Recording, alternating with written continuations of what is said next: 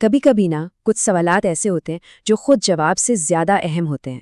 آج ہم ایک ایسے ہی سوال کی گہرائی میں اتریں گے، ایک ایسا سوال جو تاریخ کے دھندلکے میں کہیں چھپا ہوا ہے۔ یہ سوال خود ایک کہانی ہے، اور اس کو سمجھنے سے ہی ہم اس کے پیچھے چھپے سچ کو جان سکتے ہیں۔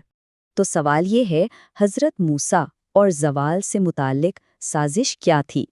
اب دیکھیے، اس کا جواب ڈھونڈنے سے پہلے ہمیں خود اس سوال کو سمجھنا ہوگا، کیونکہ اس کے ہر لفظ میں ایک پوری دنیا چھپی ہے۔ تو آئیے شروع کرتے ہیں۔ ہمارا پہلا قدم ہے اس ماخذ کو سمجھنا جو خود ایک سوال کی شکل میں ہمارے سامنے۔ اچھا، یہاں ایک بہت ہی دلچسپ بات ہے۔ ہمیں کوئی تیار جواب نہیں دیا گیا، بلکہ ایک سوال تھما دیا گیا ہے۔ تو ہمارا مقصد یہاں صرف جواب ڈھونڈنا نہیں ہے، بلکہ یہ سیکھنا ہے کہ کسی بھی بڑے دعوے کو، کسی بھی بڑی بات کو قبول کرنے سے پہلے اسے پرکھا کیسے جاتا ہے۔ تو کسی بھی کہانی کی طرح شروعات کرتے ہیں اس کے مرکزی کردار سے۔ اس سوال کا پہلا اور سب سے اہم حصہ شخصیت۔ دیکھیں، جب ہم لفظ پیغمبر سنتے ہیں تو اس کا ایک خاص مطلب ذہن میں آتا ہے، ایک ایسی ہستی جو کسی اعلیٰ طاقت کا پیغام پہنچاتی ہے۔ اب کسی بھی دعوے کا تجزیہ کرنے سے پہلے یہ بہت ضروری ہے کہ ہم سب اس بنیادی تعریف پر ایک پیج پر ہوں۔ اور یہیں پر ایک بہت اہم نقطہ سامنے آتا ہے۔ کسی بھی تاریخی شخصیت کے کردار کو اگر سمجھنا ہے تو کیا ہمیں ان کے زمانے، ان کے معاشرے اور ان کے ثقافتی پس منظر کو جاننے کی ضرورت نہیں ہوگی؟ بالکل ہوگی۔ اس کے بغیر تو کوئی بھی تجزیہ ادھورا رہ جائے گا، بلکہ گمراہ بھی کر سکتا ہے۔ ٹھیک ہے، تو شخصیت کو سمجھنے کے بعد اب ہم سوال کے دوسرے اور شاید سب سے سنگین حصے کی طرف بڑھتے ہیں، اور وہ ہے الزام۔ لفظ سازش کو ذرا دیکھیں۔ یہ کوئی معمولی لفظ نہیں ہے، بہت وزنی ہے۔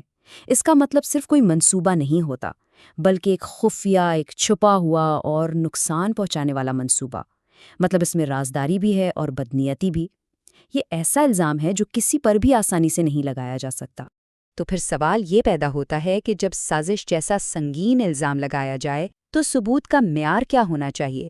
کیا صرف سنی سنائی باتیں یا اندازے کافی ہوں گے؟ نہیں، بالکل نہیں۔ اسے ثابت کرنے کے لیے ٹھوس، پکے اور قابل تصدیق شواہد کی ضرورت ہوتی ہے۔ اچھا، تو ہر الزام کا کوئی نہ کوئی نتیجہ بھی تو بتایا جاتا ہے نا؟ تو اب ہم سوال کے تیسرے حصے کو دیکھتے ہیں کہ بھئی اس مبینہ سازش کا نتیجہ آخر نکلا کیا؟ اور نتیجہ بتایا گیا ہے زوال۔ یہ بھی ایک بہت بڑا دعویٰ ہے۔ زوال کا مطلب ہے طاقت کا، خوشحالی کا یا مرتبے کا خاتمہ۔ یہ کسی سلطنت کے ٹوٹنے، کسی تہذیب کے مٹنے یا کسی لیڈر کی طاقت کے ختم ہو جانے کی طرف اشارہ کرتا ہے۔ مطلب جو کچھ بھی عروج پر تھا وہ اب بکھر چکا ہے۔ لیکن یہاں پھر وہی سوال آتا ہے، اس زوال کو ناپیں گے کیسے؟ کس کی طاقت ختم ہوئی؟ کون سی خوشحالی یا حیثیت تھی جو کھو گئی؟ جب تک ان سوالات کے ٹھوس جواب نہ ملے تب تک زوال کا لفظ صرف ایک مبہم سا الزام ہی تو رہ جاتا ہے نا۔ تو آئیے اب واپس اسی سوال پر چلتے ہیں، حضرت موسیٰ اور زوال سے متعلق سازش کیا تھی؟ اب جب ہم اسے دوبارہ دیکھتے ہیں تو اس کی سادگی کے پیچھے چھپی ہوئی پیچیدگی بالکل صاف نظر آ رہی ہے۔ یہ ایک سوال نہیں بلکہ بہت سے نامعلوم سوالات کا ایک پورا جال ہے۔ جیسے کہ پہلا سوال، اس کہانی کے اہم کردار کون ہیں؟ بھئی سازش تو کوئی ایک شخص نہیں کرتا نا، حضرت موسیٰ کے علاوہ اس میں اور کون کون شامل تھا؟ پھر دوسرا سوال، آخر ہوا کیا تھا؟ وہ کون سے واقعات تھے؟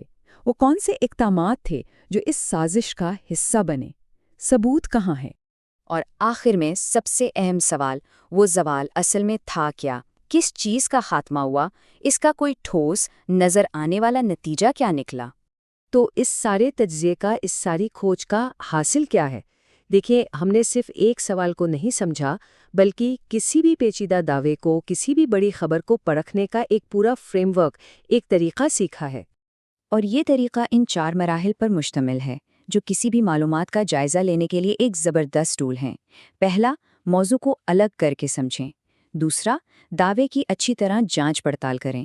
تیسرا، بتائے گئے نتیجے کی وضاحت طلب کریں۔ اور چوتھا، جو کہ بہت اہم ہے، ہمیشہ ماخذ کا جائزہ لیں کہ بات آ کہاں سے رہی ہے۔ یاد رکھیے، کسی بھی قابل اعتبار جواب کی تلاش میں پہلا اور سب سے اہم قدم خود سوال کو سمجھنا ہے۔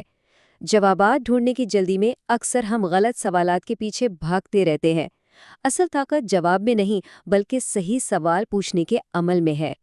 تو آخر میں ایک سوال سب کے لیے چھوڑے جا رہا ہوں، جب بھی کوئی کہانی ہمارے سامنے پیش کی جائے تو زیادہ اہم کیا ہے؟ وہ جواب جو وہ کہانی دیتی ہے یا وہ سوالات جو وہ ہمیں پوچھنا سکھاتی ہے؟